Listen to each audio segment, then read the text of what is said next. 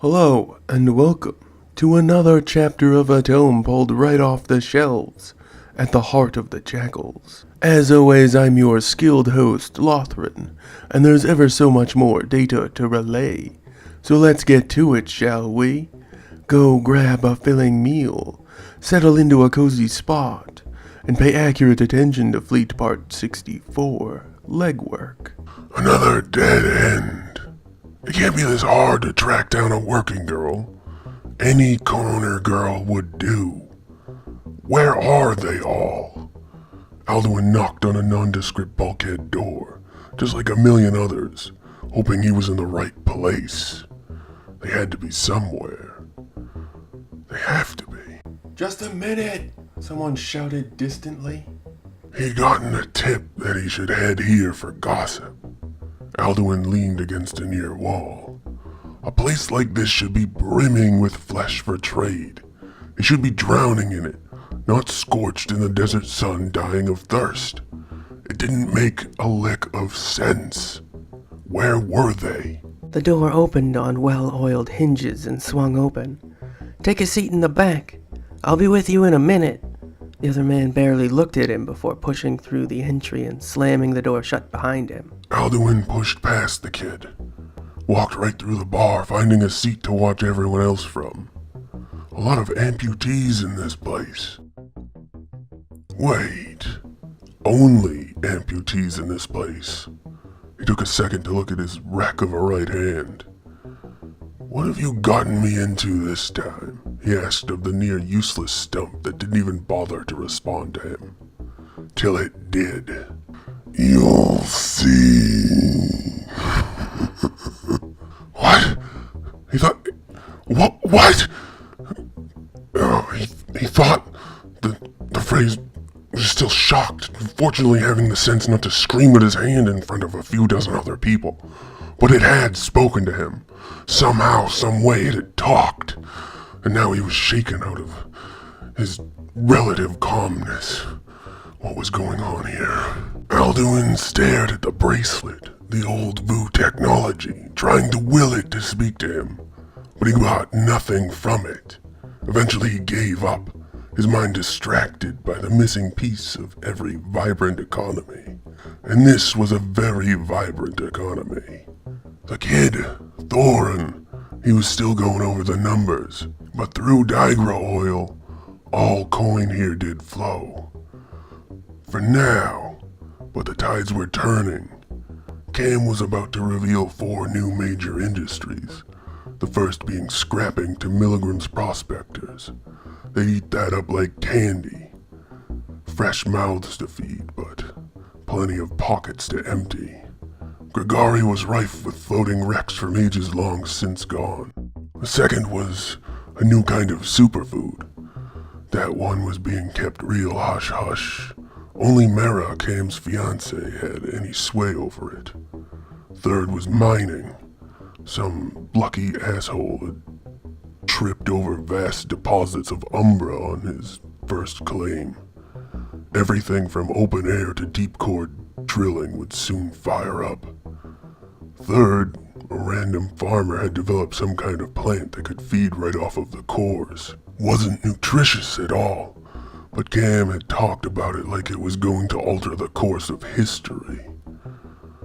And fourth, Cam was also branching out into civilian vessels, lightly armed transport and freighter type work.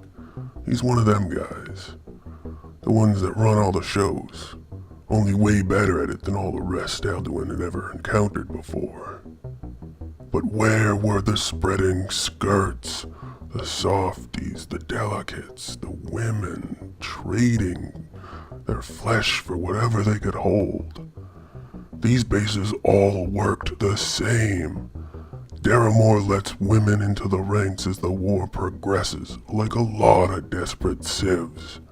The women focus on light labor, always like clockwork. The men do the heavy stuff. Let them do it. Let them work harder. Take the money a different way, an easy way. And then a few start working for themselves. Tell their girlfriend how fun and profitable it is. then a lot more start doing it. You're supposed to find them at every bulkhead this early in the establishment. No general or boss should be around to seize control. It's too early. Cam's too busy with changing the verse. Vildar's an archivist. They're above the petty stuff. Where are the skirts? Where are they? You want a drink? You need food or a place to stay? You know we don't allow guns in here, right? The waiter slammed a menu on the table. You gotta put that away before we can talk. I'm looking for the right girl to spend the night with, kid. Alduin put a few 10-serving ration cards on the table, and he plucked his gun from its holster, putting the Sivon revolver on the other side of the table. The young kid stared at Alduin's hand as it dissolved before his very eyes. Then both of them shot their glances at the gun, as it ear-scrapingly dragged itself back across the table to fall in Alduin's lap. He didn't really know what to say. Don't try to explain it. I've been out there. I've seen some weird voodoo shit all over Bitter Rock. Just don't. I'm sure we're both wrong about it. What kind of girl are you looking for? The waiter tried to ignore any memory of what they'd both just witnessed. Dames, skirts, corner girls, spreaders, bed warmers, feel-goods, blanket hogs, polishers, rowdies, readies, screamers. Enough. I get it. You'll have to talk to Hargon. He's not in today. The waiter turned to leave. Wait! Alduin gripped the kid's arm with the strength as if his own hand was made out of metal. Why are they so hard to find? The waiter snatched his arm away, looking like Alduin had just poured boiling magma on him. And Alduin knew what was going to happen before either of them engaged in it. We're both all of a sudden just careening through the bar and all of its customers. A difficult instinct to break yourself from. You become the predator long enough. As soon as the prey bolts, you're right there behind them. There wasn't much room to get free, till the guy ducked through a false wall and several narrow, freshly carved, still stone-lined, dim corridors. And Alduin just lost him. There were so many dark alleys to go down.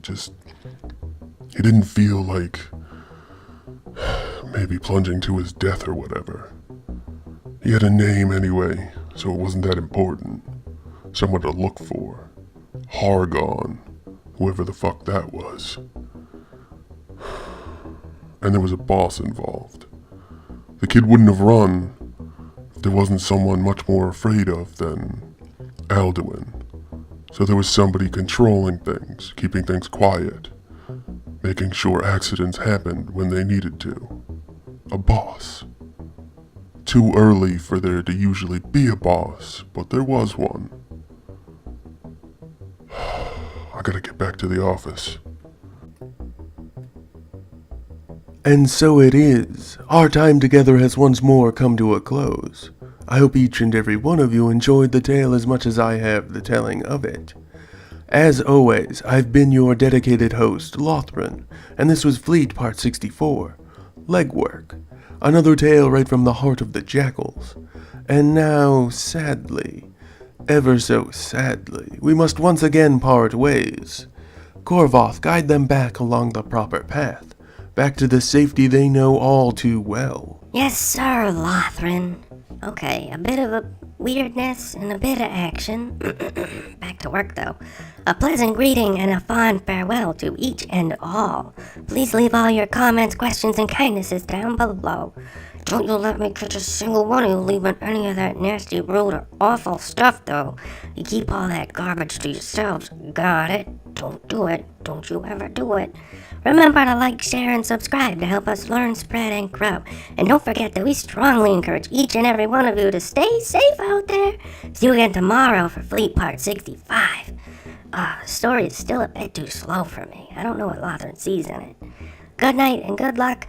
You'll need it. Bye-bye, everybody. Bye-bye. See you again tomorrow. Bye-bye, bye-bye, bye-bye. Bye-bye. Bye-bye. Bye-bye.